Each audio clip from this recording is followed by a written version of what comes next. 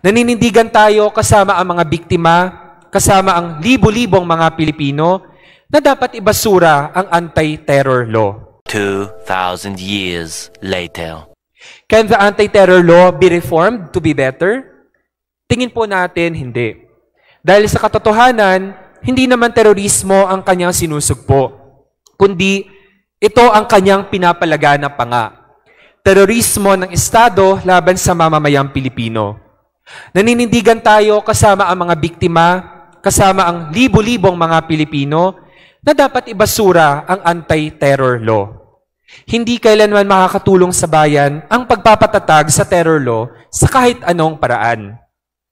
Sa bawat yugto ng kasaysayan ng lipunang Pilipino, binansagan ng nasa kapangyarihan ang sino mang titindig para sa katotohanan at pagbabagong panlipunan bilang mga salot sa lipunan. Binansagang aswang, diablo, erehe, filibustero, terorista.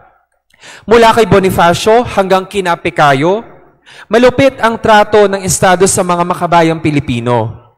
Ngunit sa kabila nito, Madam Speaker, ito ang landas na patuloy na pinipili ng mga kapwa-kabataan dahil nandyan pa rin ang inhustisya, katiwalian, kahirapan at iba pang suliranin sa bayan. Ito rin ang nananatiling hamon sa bagong henerasyon.